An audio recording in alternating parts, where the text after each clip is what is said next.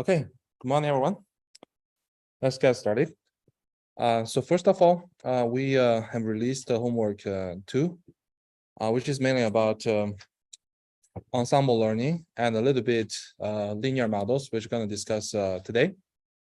So we highly suggest you to start looking at those problems now, because we don't want those homework assignments will bother you in the fall break.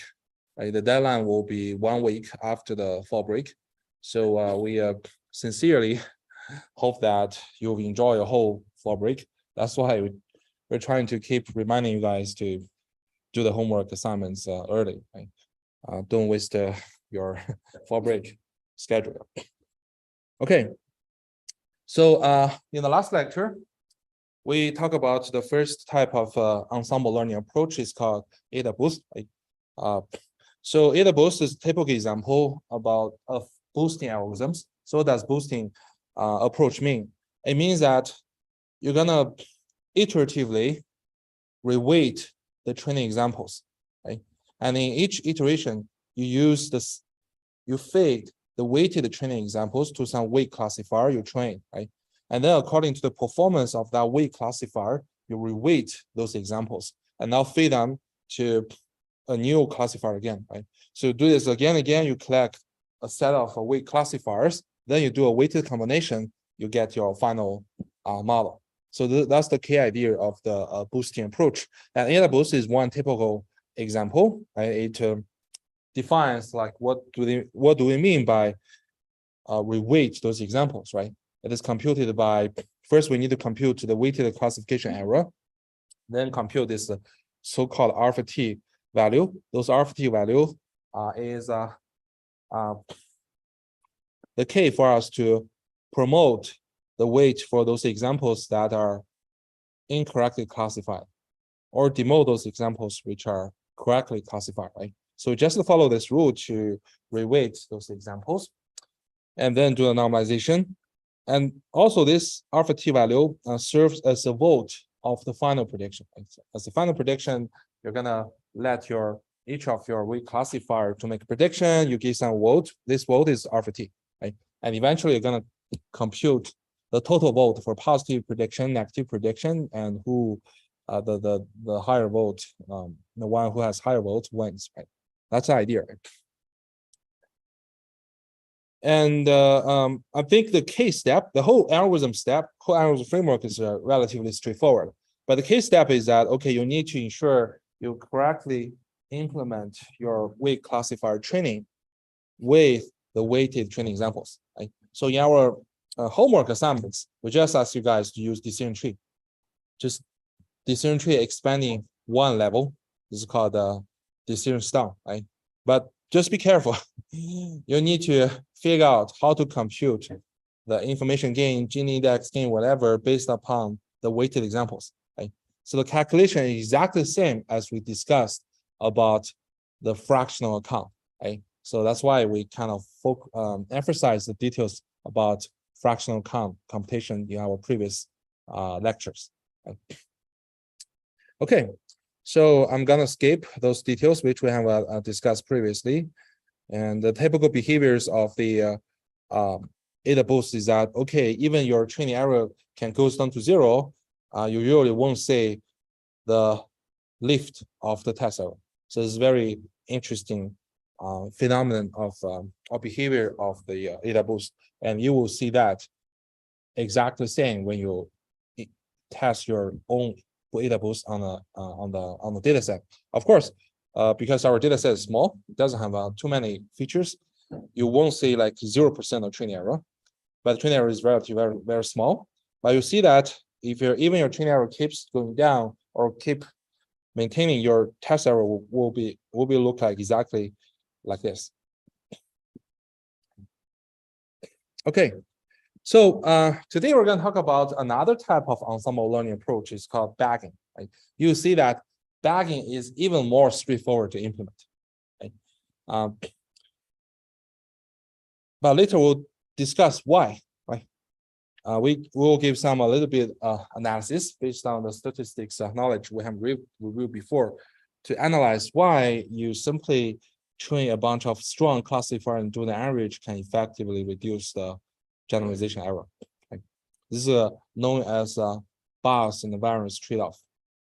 And then we'll talk about in practice, if you want your bagging method to work well, people usually choose the so-called random forest. Okay. So actually, many applications, like people will first to use random forest. It's super fast, it's simple, it works well. Okay. So in general, bagging methods are a type of meta-algorithms that combine the output of multiple classifiers. And those classifiers are usually not weak classifiers. These classifiers are strong classifiers, meaning that they tend to overfit data. That's the requirement of bagging. It's different from boosting. Right? However, if you can smartly combine them together, the final results often tend to be more robust. Right?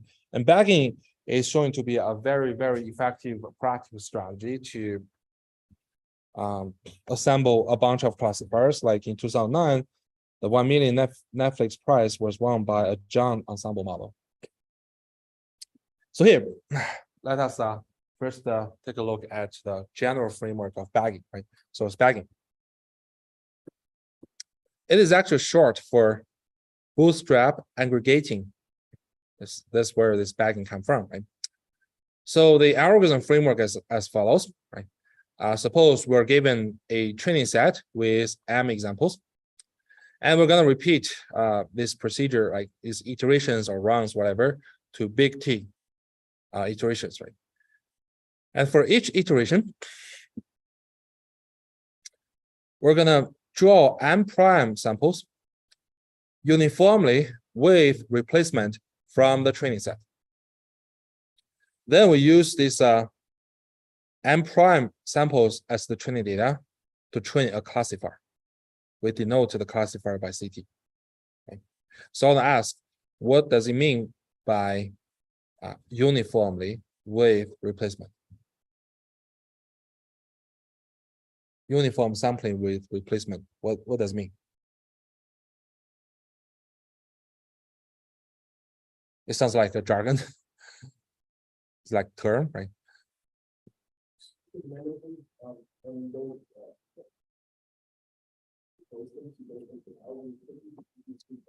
Yes, exactly. Yes, exactly. Yeah. So it's just works literally as it says, right? So suppose you got M samples, right? So you sample them, you random pick up any of them, right, with probability 1 over M.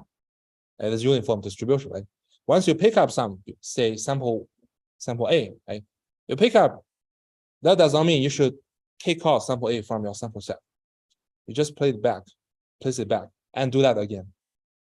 So that means when you do the repeated uniform sampling with replacement, your samples might contain duplicated examples. Right? Let me give you some concrete example. Suppose this is my data set, which contains 5 examples. Right? So I take my M equals to 5 and M prime equals to 5. Okay?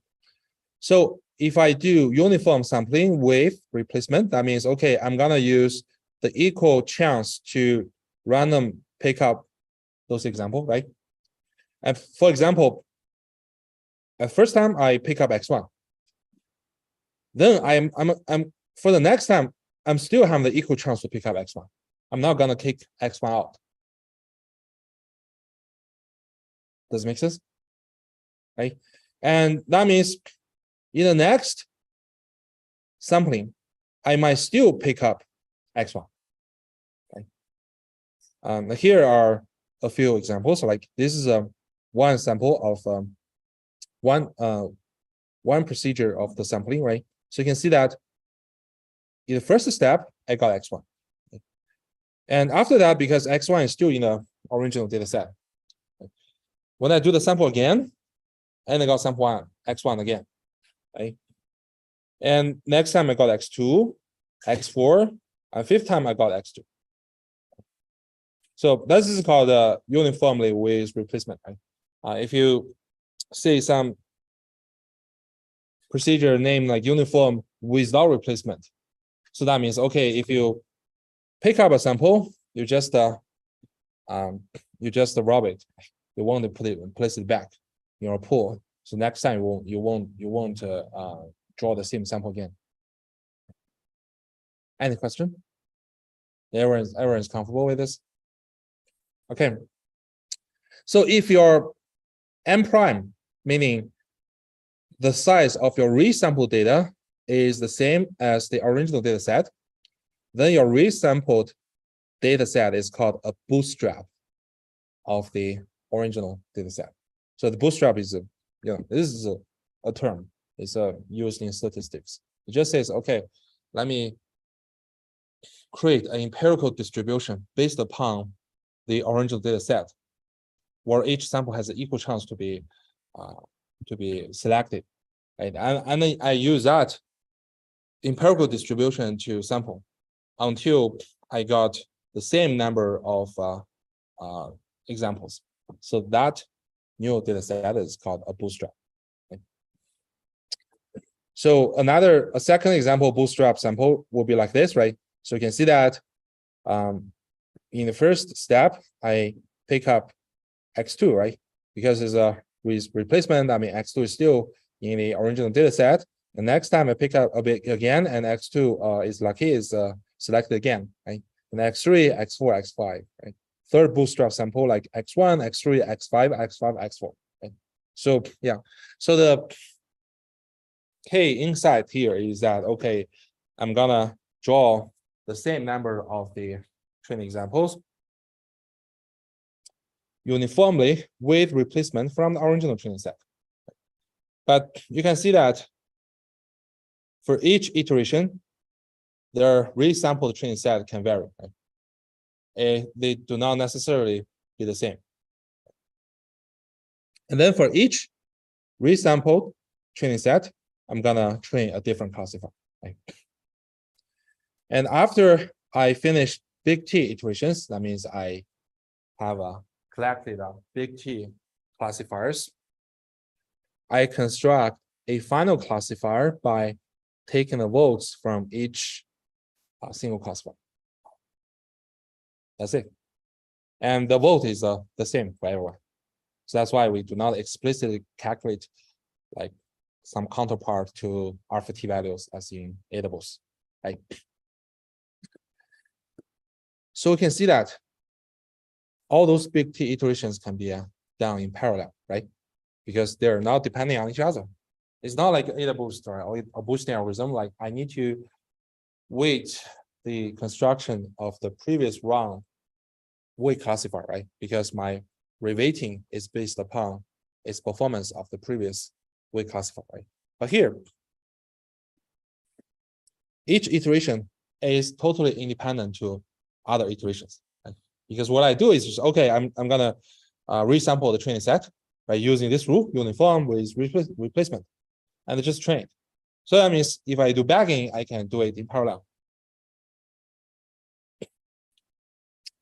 And I construct final classifier. I just mean that I use my retrain classifier to make a vote and then pick up the total vote for positive and negative prediction, and then compete.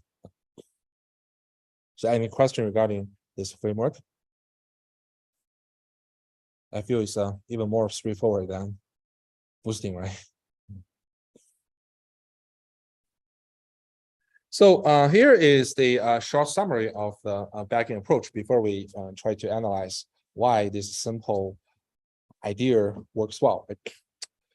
So this is a method of generating multiple versions of a predictor and using this to get an aggregated predictor.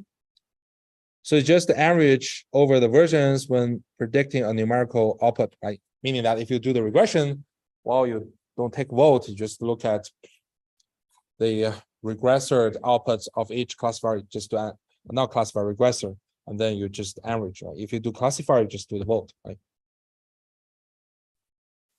So the multiple versions of those predictors are constructed by making bootstrap replicates of the training set and using them as the training set. Right? That means we use samples of data with repetition, right? Because we use uniform sampling with replacement. Right? So test on real and simulation data sets using classification and regression trees and subset selection in linear regression shows that bagging can give substantial gains in accuracy. So when bagging will work particularly effective, if your classifier or your predictor tends to overfitting. In other words, if perturbing the training set can cause significant changes in the learned classifier, then bagging can improve accuracy, right? Because it tends to overfit the training. That means that tends to get very high training accuracy, right? So that means if you just perturb the training set a little bit, it has to adjust its model dramatically to overfit those changes examples, right? To achieve this same high prediction accuracy. That's why it's very sensitive to the data change, right? If you use those kind of classifiers as your base learners or base predictors for doing bagging, then usually it works very effectively. So in our class, we're going to focus on bagged decision trees, meaning that we're going to use decision trees as our base learner. So every time when we do the repeated uniform sampling with replacement, we just train decision tree. But then we let our decision tree to grow as deep as possible, to grow as wide as possible. Right? And then we just do the average. Right? So here is the regression case, right? I draw T bootstrap sample sets of data. And for each bootstrap sample set, right, I'm going to train a decision tree. I allow it to grow as large as possible. Then I got T trees in total. And when I make prediction, I just average the prediction of those trees on all of back samples.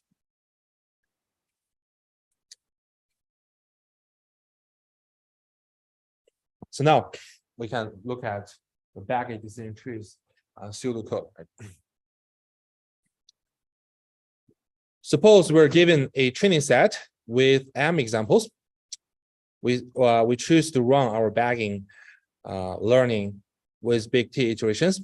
For each iteration, we're going to draw M samples uniformly with replacement from the original training set.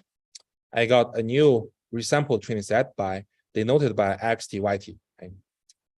And then I learn a decision tree CT from XTYT using IB3 or CART, which is another version, it's a regression tree, learning algorithm or others, right? And there's no need for pruning or depth width limitation. Okay? So once you have finished the construction of this big T trees, you can use them, you can assemble them prediction, right? So if you're doing classification, you just do the vote. If you're doing regression, you just do the average. So any questions so far about the understanding of the bagged decision tree?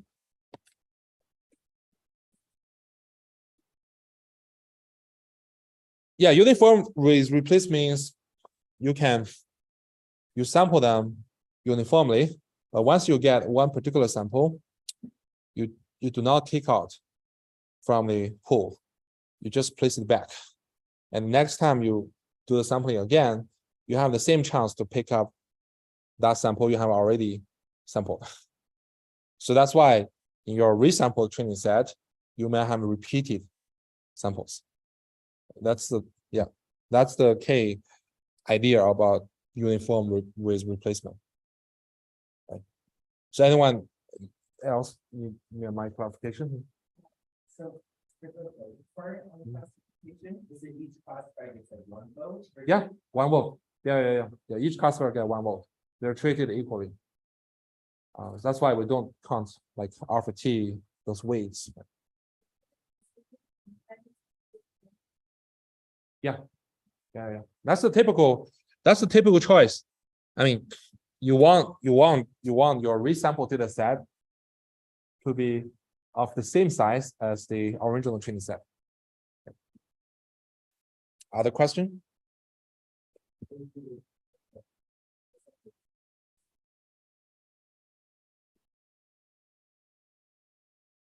What sample?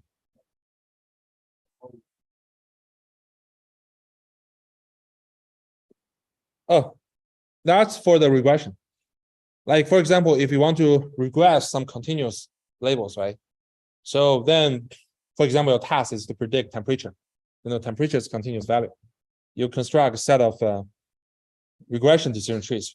Each tree might have their own regression, right? 0.23, 0.19, 0.34, and blah, blah, blah. You just average them together. Right? But yeah, our class won't require you to implement the regression tree because it's just, straightforward extension of classification tree. Can you say it again?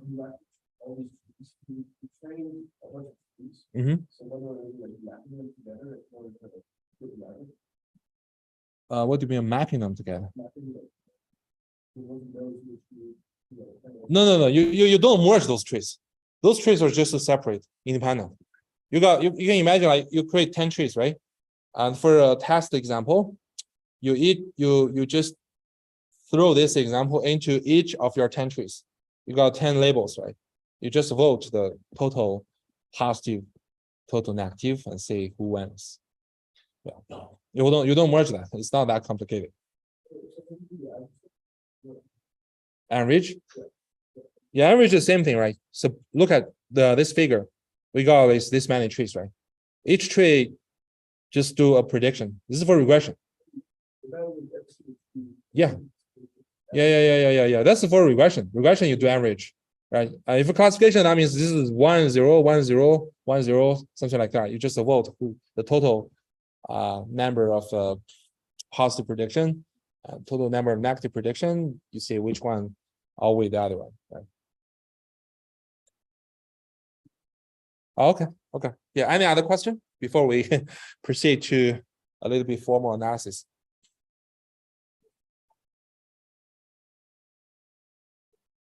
There's no waiting here.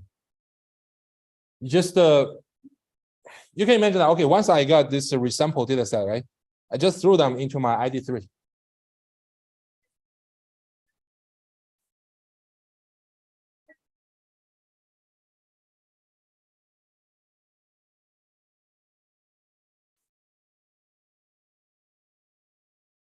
Yeah, that's a good point. But here, remember, if we do this uniform with replacement, like, of course, you got some overlap between those different resampled training set, right? But you also have like a quite large difference between them. So then you use different resampled training set to train. Say by running ID3, you literally will get different tree structures. But there is some kind of problem that we're going to discuss, right? You want to avoid the similarity of the tree structures as much as possible. That's why we're going to proceed on the so-called random forest. Okay. But as to the training, it's much easier to implement because you don't need to consider any fractional counts of those examples. You just get your sample training set, just through your ID3 algorithm. That's it. Any other question?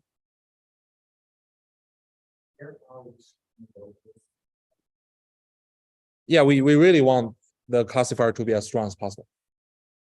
I mean, if you replace the decision tree here by some decision sum, it won't work. You need your decision tree. You need your base classifiers as those like who kind of like strongly overfit to the training data. I will see that in a minute. We'll discuss why we're like strong classifiers.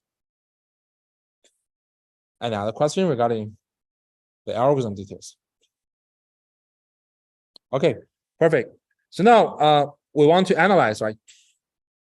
Why this simple straightforward approach can substantially improve the performance or generalization performance.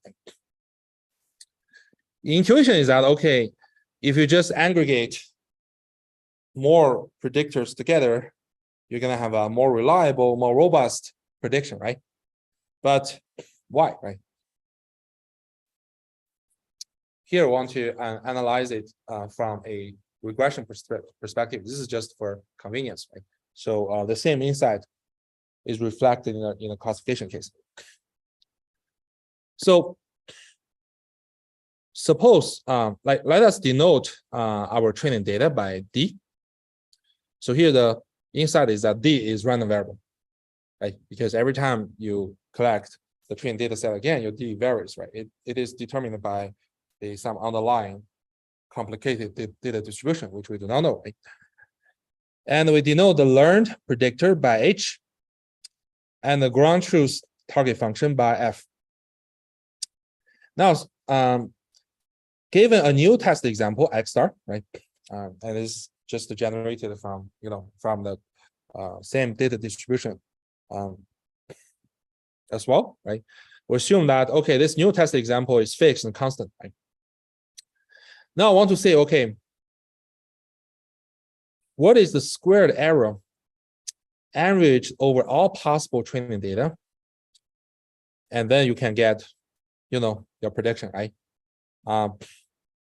What's the error of this prediction in predicting the label of X star? So if you express it in a math formula, it should be like this, right? So you got fx star is the true output or true value, right? And your prediction is made by H, and H is learned from by D, right? So I would like to use a pencil to draw the connection, right? So H actually is determined by D, right? And but remember, fx star is constant because x star is constant. Your ground truth is there, so it's labeled fx star is constant.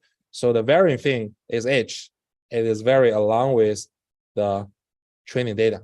That's why we would like to take the expectation and see what is the expected square error. Okay.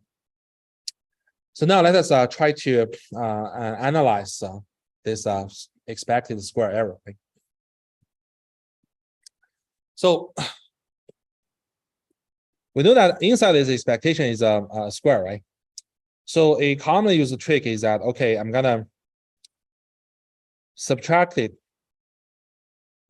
this guy by something and then add it back. So it doesn't change anything. Right?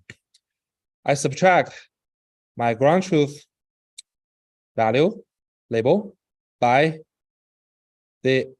my expected prediction. What does it mean by expected prediction? Meaning that, okay, suppose I just randomly draw data set D. I got my trained model H. I make prediction. I just keep doing that, keep doing that, and do the average. That's my expected prediction. And this one is not random, right? Because every time I draw a data set D, I train H, right? If I do this expectation, that means I average my training with that size of data set, right? What is the average prediction? Right?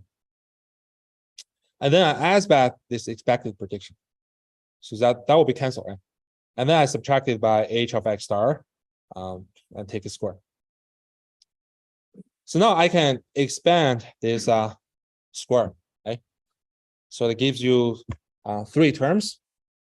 The first one is square of this guy, right? The second one is square of this guy, right? And third one is the cross term. You need to multiply 2, right? Does it make sense? That's just yeah, this is something we have done, like I guess in our high school or junior school. If you want to expand x plus y, take square is x square plus y square plus 2xy, right? It's the same thing. Right? So now I want to ask, what is the cross term now? Yeah. What? Yeah, let's put some meaning of that. So what can you observe for the value of the cross term?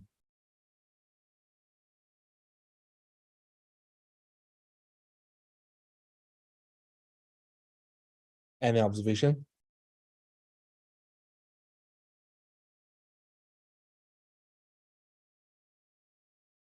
Yeah, let's take a look, right?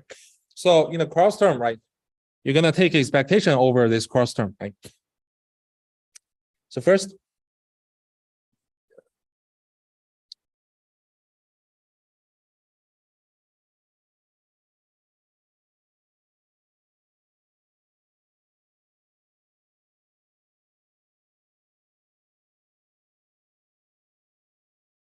look at this term.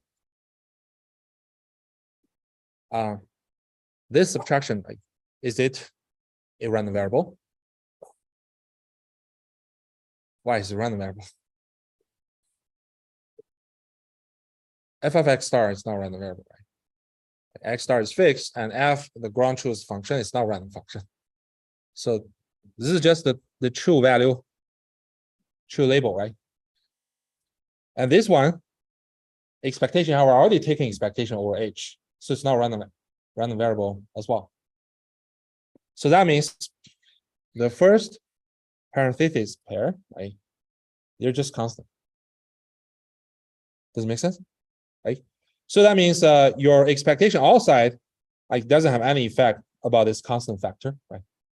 So that means you can take your expectation only on the second term, right? Second parenthesis.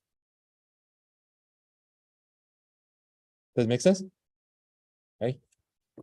So what happened if you take your second expectation over your second parenthesis?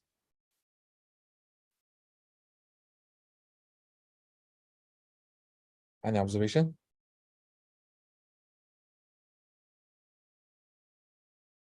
Give me a guess. Yeah, I heard that, right? It's 0. Why? Because here, this expectation is constant, right? If you take expectation, only need to take expectation over this guy, right? Now you subtract expectation by expectation. It's just 0, right? I mean, if you feel uncomfortable, just after class, look at this again. It's not hard. I mean, it's just a little bit more terms, right? But if you find that inside, okay, first you find, okay, this guy is constant actually. You just need to take expectation over the second term, right? But the second term, you take expectation over that, right? You just need to take your expectation inside this h, right? So now you subtract the expectation by expectation. That will literally give you 0. Right? So then the remaining will only have 2 terms, right? 2 square terms, right? Because this expectation of cross term is simply 0. I mean, we just copy the first row, first line here. Okay. Now, if we take a look at here, right? Because as we just discussed, right? Because f of x star is constant, right? Just the true output value, right? And this guy is expectation of h. That means expected prediction of your model trained by all possible training set, right? It's already constant. So this expectation actually doesn't really take effect because it is just constant, right? And then this expectation, what does it mean? It means the variance, right?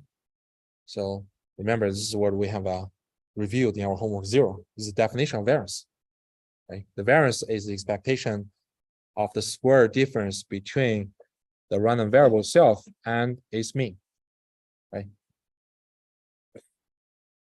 Does it make sense? Right? Then you can see that actually our expected prediction error on some future same example can be decomposed by 2 terms, right? One term is on average, your learned classifier its difference from the ground truth, right? We call this term, we call this term as bias term. And the second term is the variance of the prediction, right? And actually this variance has nothing to do with the ground truth. It just reflects the nature of your classifier, right? Because it doesn't involve the ground truth label. It just say, okay, if you change your training data set, right? How much degree your prediction changes as well, right? If your model is very stable, very rigid, maybe you'll change your data set drastically, doesn't change the variance too much, it doesn't change your prediction too much, then your variance is small, right? However, for a bunch of strong classifiers who tends to overfit the training data, you can imagine that a little bit change of the data set will drastically change your model structure and the prediction. So you have a large variance. Right? So here we can see that by this, but just using this one trick, right? Adding something, subtracting something, right? We can decompose your error by these two terms, right? And you can see actually exists a trade-off. Right?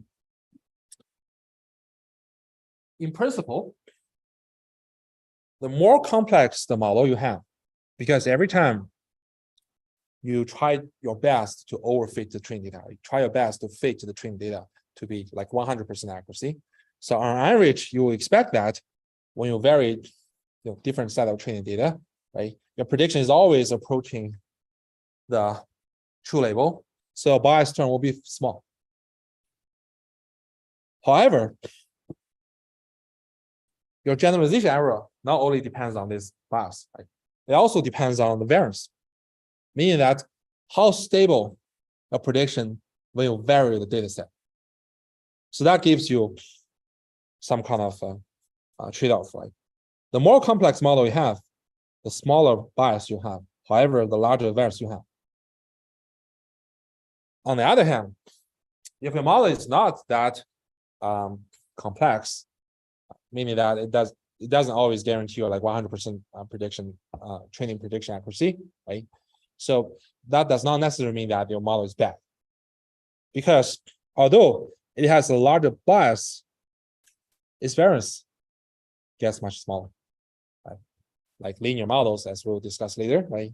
So you see that the bias is relatively large, but it is quite robust to the change of data set. So it won't change too much when you vary the data set. So it has small variance. So that means the best model usually is not the simplest one or the most complex one. Usually it's kind of a best trade-off between the two terms, bias and variance. Right? Super complicated models does not necessarily mean that it will perform the best in general, because even has a smaller bias, it can contain a larger variance. Right? And super simple models does not necessarily perform the worst because intrinsic variance is much smaller. So now let us think about baggage decision tree. Right? So we know that decision tree tends to overfit, right? It is a very powerful, very complicated model. So we can expect that this bias term is small, right? However, if we do bagging, right? By the way, it bias is small, but the decision tree has large variance, right? Because once you change the data set a little bit, and it had to alter the chain structure to well fit the change in examples. So it has large variance. But now if we use bagging strategy, what will happen?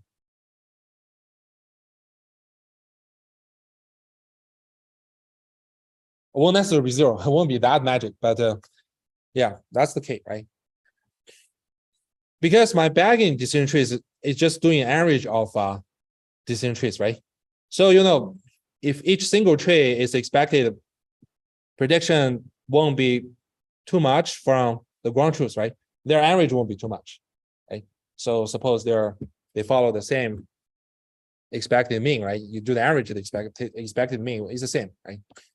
However, if you take the variance of an average of random variables, its variance can be significantly reduced, right? That's the key idea. For example, you got H1 to H, say 100, right? And suppose, I mean, let us make some kind of like to idealize the assumption, right? Let us assume those decision trees are independent, their prediction are independent, right? So now your final prediction, H star, will be just 1 over 100 over the prediction made by H tree, right?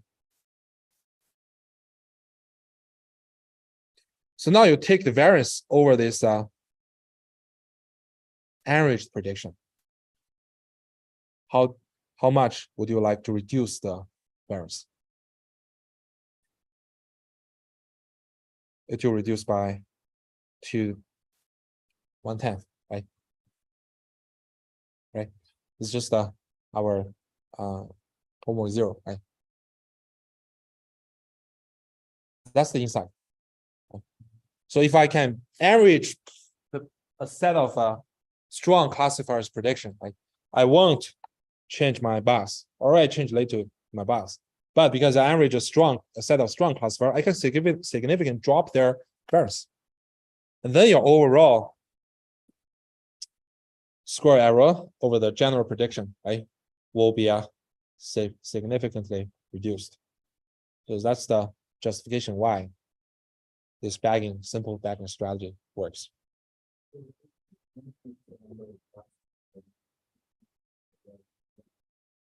As I said, this is just ideal case. Yeah, not necessary. Actually, but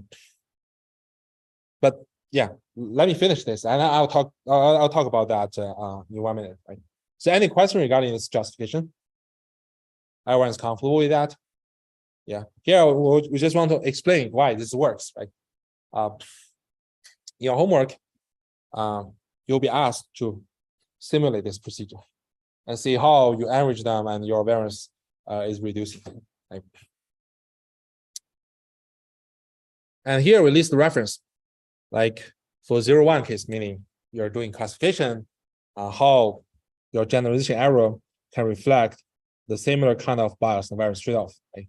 But it's out of scope. It's just to, it will be it is analyzed in this very classical but old paper. If you're interested, you can take a look. Right?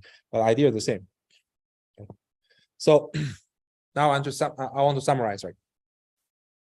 So the key to the success of Baggett decision trees or Baggett whatever classifiers is that, okay, by averaging a set of independent classifiers, it maintains the same level of bias, but it can significantly reduce the variance. So your overall generalization error is reduced. That's the idea, right? But here we make a pretty strong assumption, right? We're assuming that those decision trees or other classifiers, they are independent, right? Are they independent? They're not. Why?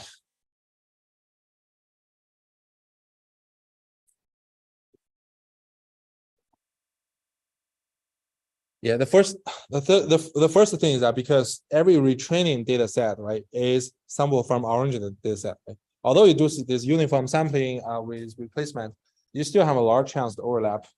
Right? So that means actually you won't have your collection of like large decision trees like totally independent to each other. Actually, they are strongly correlated.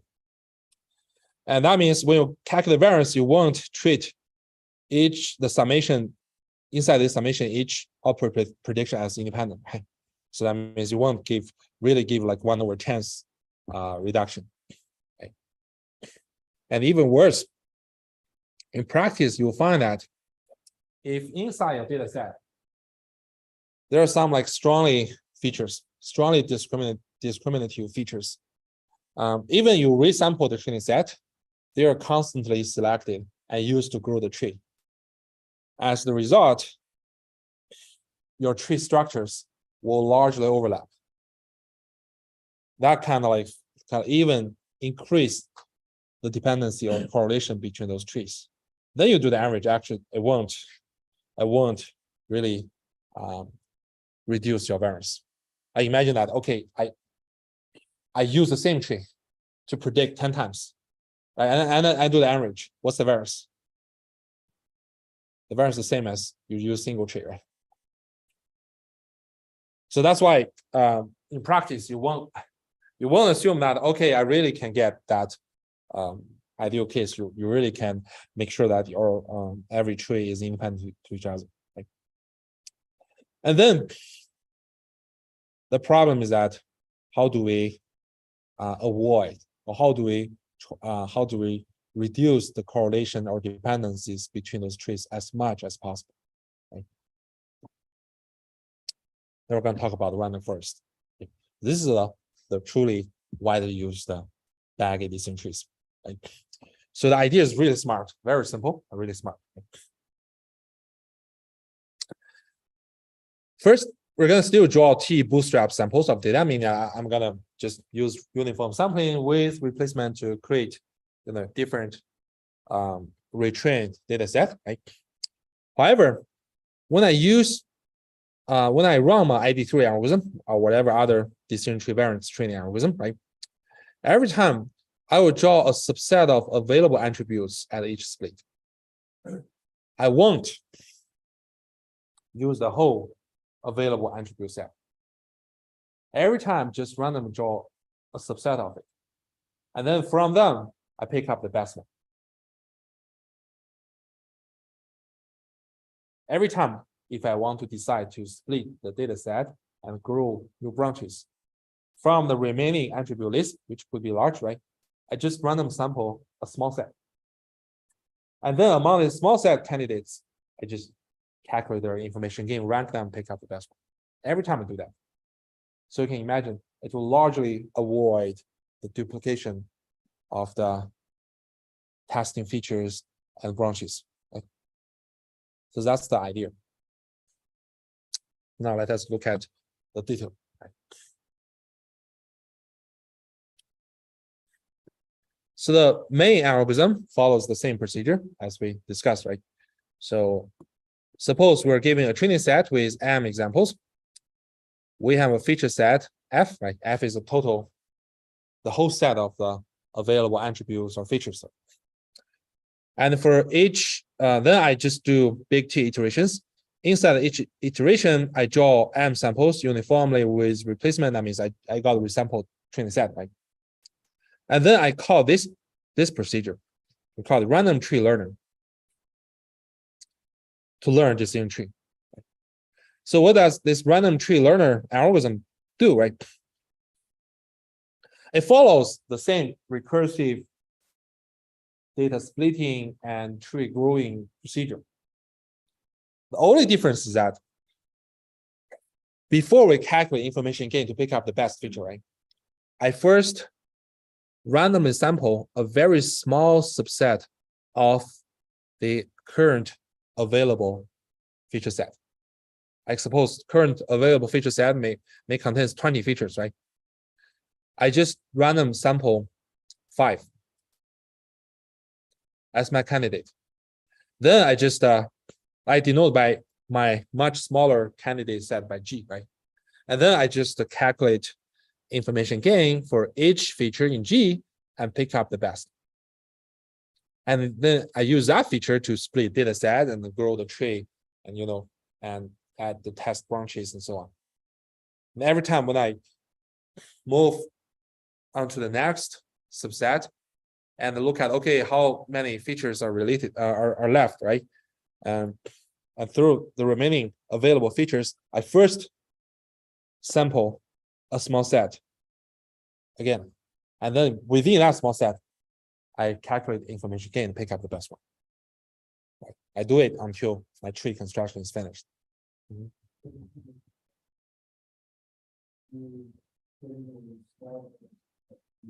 Mhm.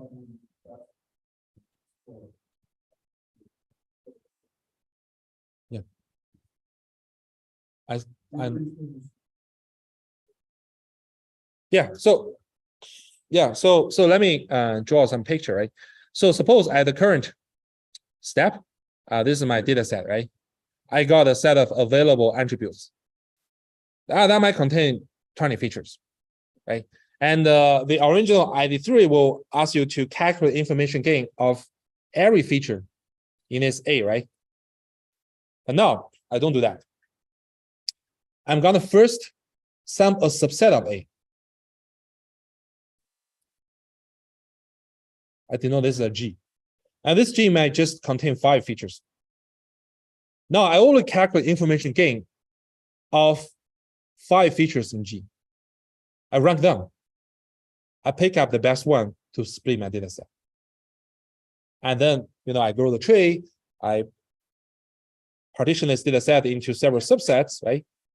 And then I need to recursively call my ID3 to look at, okay, in this subset, which feature I'm going to choose to further split, right? And for this subset, okay, I got another available feature set A, right? And again, I'm not going to evaluate every feature in A. I'm going to random sample a subset of A again. And I just evaluate the feature inside this subset and pick up the best one to split.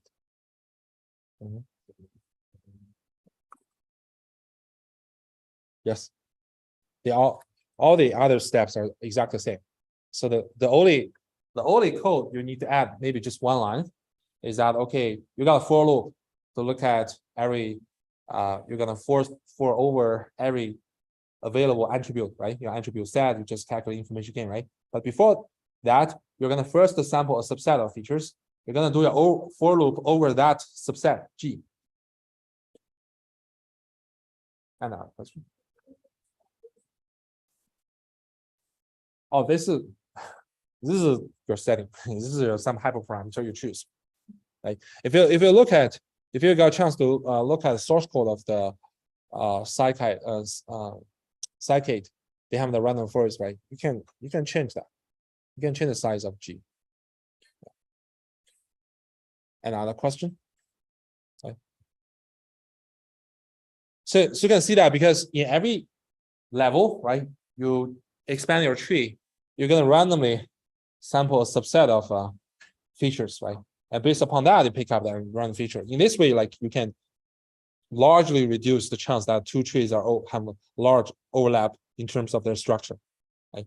So in this way, you can try to diversify those tree structures, and so that your final prediction can be the variance, your generalization error can be really significantly reduced. Okay. Yeah, just be careful, like when you implement your random forest, do not forget about this step. Yeah, you just use a Python library. I think NumPy has a library called, it's called sample and random, or random sample, some function like that. They can do that for you. Yeah. Another question?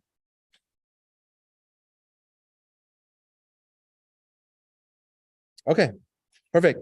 So now we have finished the introduction about the ensemble learning, right? What I'm saying, we talked about 2 branches of ensemble learning methods, right? One is called boosting, one is called bagging, right? Boosting is a sequential learning procedure, meaning that I'm gonna iteratively reweight the training set examples, and in each iteration, I'm gonna train a weight classifier, and the reweighting is up to the performance of the weight classifier in each iteration, right? And then I do a weighted combination, right? And another type of approach is bagging, right? Bagging doesn't do any reweighting, it doesn't do anything. What does do is that, okay, I'm gonna just resample the training set according to the original data set. And then I just use resample training set to train a bunch of strong classifiers independently. And then I just do average, right? And the most commonly used bagging method is random forest. And indeed, works well in practice. Any questions so far? Okay, great.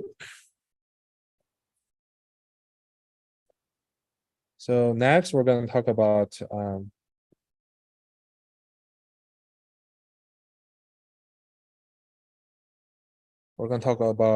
linear classifiers.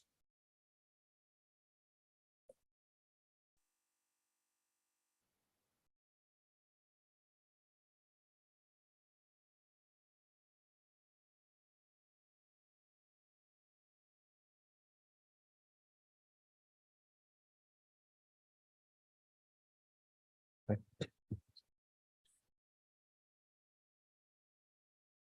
This is a new type of learning models and algorithms, right? But before we proceed to linear models, right? Let us just do a checkpoint review. What is the bigger picture? So far we have talked about the supervised learning framework. Right? The supervised learning, you need to determine what is your instance space, what is the label space, right? What is the hypothesis space, right? And learning essentially is to find a hypothesis from a hypothesis space. And this searching procedure is guided by the labeled trained data, right? If it's guided by unlabeled trained data, it's called unsupervised learning. Right? If it's guided by a hybrid of labeled data and unlabeled data, it's called semi-supervised learning. Right? And our class will mainly focus on supervised learning. And under this big umbrella, we have already talked about a few specific learners, right? Decision trees, AdaBoost, baggage trees, random forest, right? And also we introduce general concepts like feature representation, overfitting, pack learnability, right? Any questions so far? Everyone's comfortable, right? Okay. So the next big family of machine learning learners are called linear models, right? We're going to first talk about the definition of linear classifiers. And we're going to talk about the expressivity of linear classifiers. What type of functions do linear classifiers express? Then we'll first discuss about linear models for regression. This is called least square method. Right? If I'm taking some statistical class before, maybe I have learned least square method for regression. Right? That's why we're going to first go through that, and then we'll talk about linear classifiers. This is actually a big family of classifiers. Though it looks simple, but usually you see that by lifting the feature mapping, you can extend it to nonlinear classifiers. Okay, so what is linear classifier? What's the definition? What's the geometry? And we're going to introduce some notation convenience. So how do we motivate linear classifier? Right? Suppose we have a training set, look like this, right? Triangle and circles represent two labels, right? And if we want to separate the two labels, right, in the training set, you can use a curve A, right? So you can see that this curve A perfectly separate all the training examples from all the positive examples from all the negative examples, right? But what is the problem with curve A? Overfitting, right? Yeah, because it's too complicated, right? So if some examples happen to be noises, right? You actually fit the noises. For example, maybe this guy is supposed to be circle, right? But now it becomes triangle, and then your curve needs to make this sharp turn to fit it, right? But it's not right, right? And similarly, this guy might be really the triangle, but it turns out to be circle. You make this another turn to do that. Right? So there's another choice. I just use a line. So you can see that if you use line to make prediction, right? So on one side of line, I predict all the examples as blue circle, and on the other side, I predict all the examples as red triangle, right? So obviously, this line classifier won't give you zero training error. But it improves the robustness. Right? So for those noisy cases, it doesn't care, right? Those corrupted examples won't affect its practice. That's the benefit of linear classifier. So you can see the trade-off. So although you have some like complicated vivid curve, which gives you zero training error, it is much less robust to noises in data. Right? On the other hand, if you use a simple line to separate our data set, right, it appears to be more robust, although it can decrease your training accuracy. Right? So we can find a similar argument for regression tests. So suppose this is your training set. And our intuition is that, okay, some examples must be corrupted. Right? And you can use a vivid curve to fit every training example. You got zero training error, right? But what if this guy and this guy are just some noise corrupted examples, right? Once you got some prediction, some test example whose true prediction is here, right? And if you use this curve to make prediction, you can see the difference here. Difference is large. That means your error is large. Okay. And instead, you can consider a linear regressor. Right? It's much more robust, right? So this, sound and bump or sound and lift, which is likely to be noisy, won't. Our linear classifier is kind of immune to those kind of things. Right? So that's the benefit of linear classifier.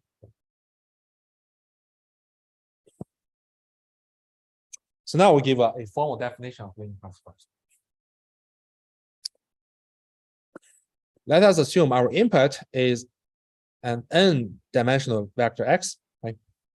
And output is the label, is -1 and 1. For convenience, we're going to just talk about binary classification, right? And linear classifier sometimes is also called linear threshold units. It comes from the literature of neural network, because from neural network people's viewpoint, the view of linear classifier is the simplest neural network. So a linear classifier is parameterized by two parameters. One is called width vector. One is called bias parameter. Right? We denote by W and B. Right? So the output is made by the following rule. I'm going to do a dot product between the width vector and the feature vector, then plus bias parameter B. Then I look at the sum. Right? If this score is positive or non-negative, I'm going to predict the label to be 1. Otherwise, I'm going to predict the label to be negative. So this is a rule. Very simple, right? So now let us look at the geometry of linear classifier. This will be very helpful for us to understand behavior of different linear classifier learning algorithm. Right? Suppose our input feature are represented by two-dimensional vectors. That means they're placed on a plane, right? So you got feature x1, x2, you got a bunch of positive examples and a set of negative examples. And then this is your rule of your linear classifier. You're going to compute the weighted combination about your input features plus the bias term. This is your classification score, right? Then this rule actually tells you there is a discrete boundary of your linear classifier. And this discrete boundary is determined by this equality. That is, your classification score is 0, right? For all the examples whose score is bigger than 0, they will stay on one side of this boundary, right? And for all the examples whose score is negative, they will stay on the other side. So you can see that all examples on right side of this boundary will be classified as positive. The remaining will be classified as negative. Any question? Okay, so here just review our geometry knowledge, right? Our high school geometry knowledge. So what are this vector? What is this vector? We know that this vector is a orthogonal to the boundary, right? So what is this vector? What? Don't need normal. I mean, just the vector, right? This vector is orthogonal to the boundary, right? So how can we represent this vector?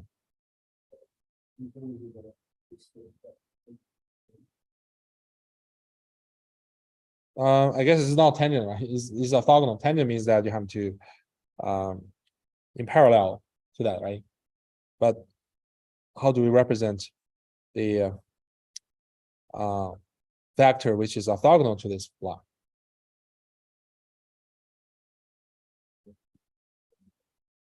One over the other vector? No, it's not negative. Yeah, we're just trying to review our high school knowledge. Right. This is just W1, W2. Right. I'm pretty much sure everyone is familiar with that, but after a long time, yeah. I will leave it as an exercise for you guys to show that. Right, this vector is orthogonal to this line, to this boundary. Right? Of course, if your instance space is just not two-dimensional, it's three-dimensional, this will be a plane, right? And then that means every line on this plane will be orthogonal to the weak vector. Okay. I will leave that as an exercise for you guys to show that. Okay. Another important observation about linear classifier is that actually the skew of the vector and the Bayes parameter doesn't change the classification results.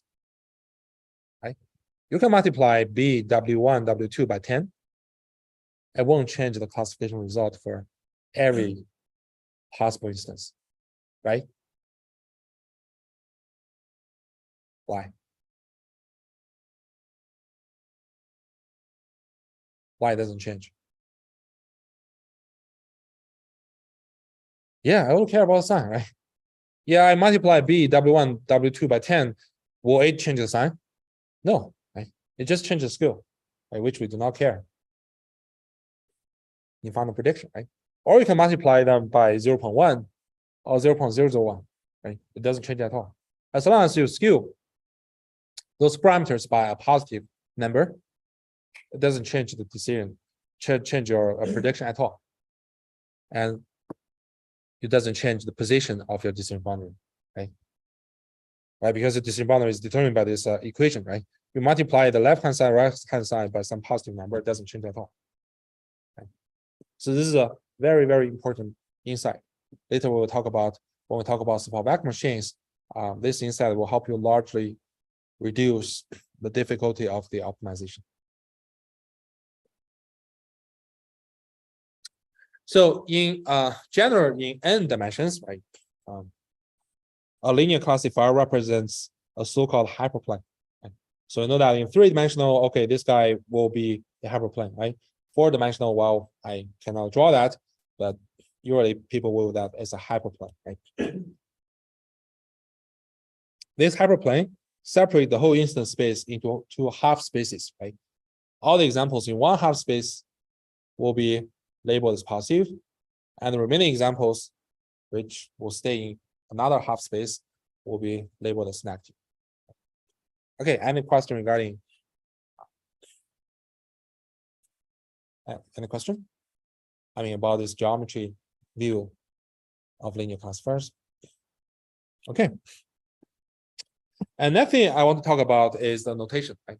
So we know that it contains two parameters. One is the vector, one is Bayes parameter. But usually, like, I mean, people find out, okay, every time you just write down these two parameters, it's kind of annoying, right? So to be convenient, we can rewrite the feature vector by appending a constant feature 1. Right? So I got x prime, right?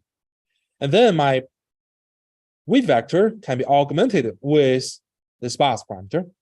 In this way, I got a new feature vector x prime, I got new weak vector W prime, and this bias parameter is folded into W prime. So I do not necessarily need to write it out.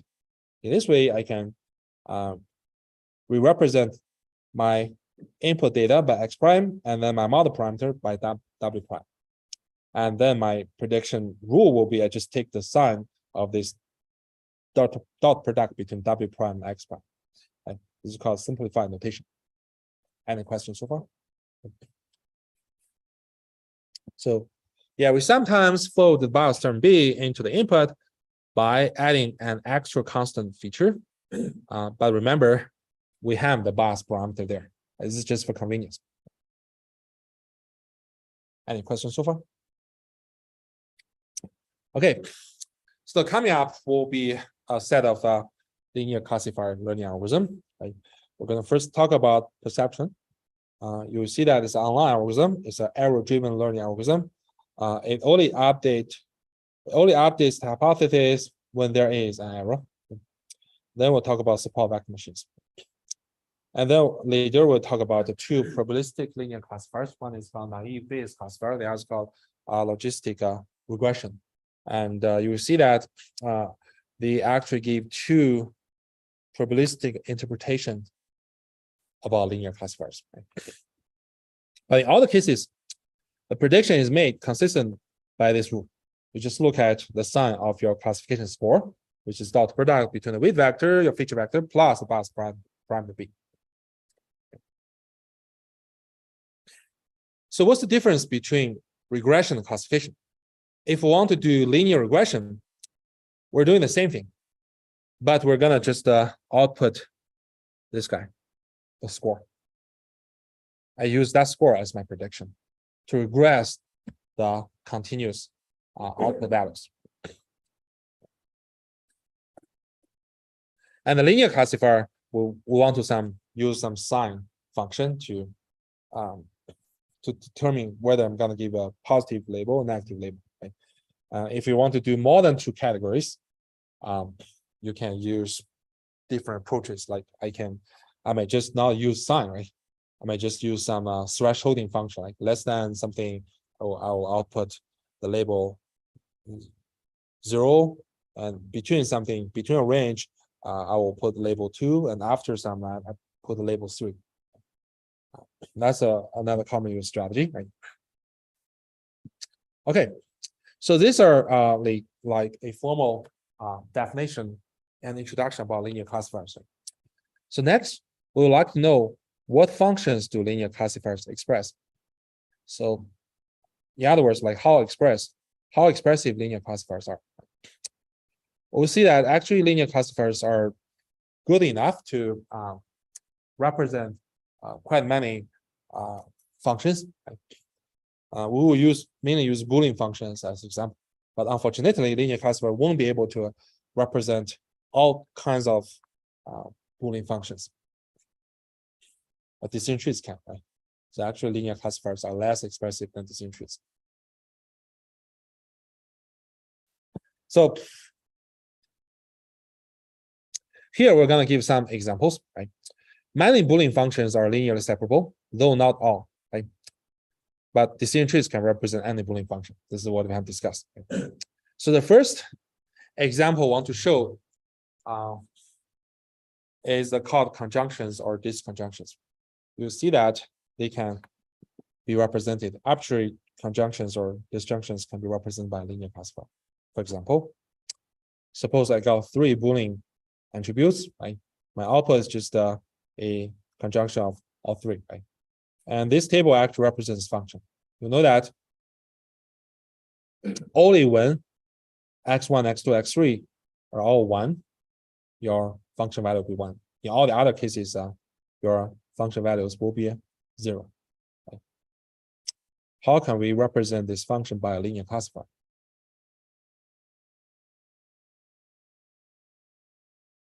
Now we can give it a try, right?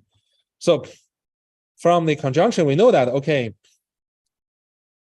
this is equivalent to a rule that is y is 1 if their summation must be no less than 3. Okay? So only when x1, x2, x3 are all ones, their summation will be a 3, right? Any of the input variables is 0, it won't satisfy this inequality, right? So now, what can we observe from this inequality?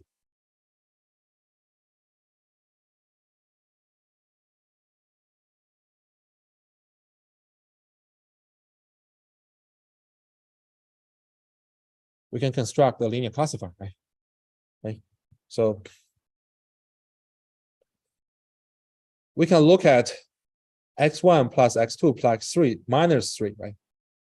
Okay. So if this guy is negative, that means its sign is 0. Then the prediction is 0, right? Only when this guy is non-negative, the sign is 1, and the prediction is positive. Right? You actually have already constructed a linear classifier. What is the weight vector? 1, 1, 1, right? What is bias parameter? -3, right? It's very straightforward. Now, how about negations? If I put some negations in front of the input variable, can we still construct an equivalent linear classifier? And how can we do that? Yeah, 1 minus that, right? So if I look at this function y1 x1 conjunction with x2 conjunction with negation of x3, right? So that means this is 1 if and only if x1 plus x2 plus 1 minus x3 no less than 3, right? So now just merge these constant terms and move them to the left hand side. You got your linear classifier has this form. If x1 plus x2 subtracted by x3 no less than 2, then your function output is 1, right? Then you got your weight vector to be 1, 1, -1, right? And the bias parameter is -2. Any questions so far?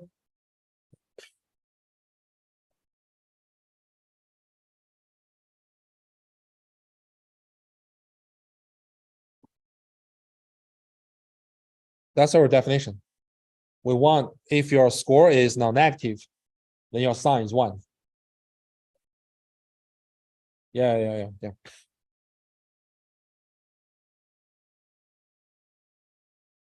So now, what if I replace my conjunction by disjunction?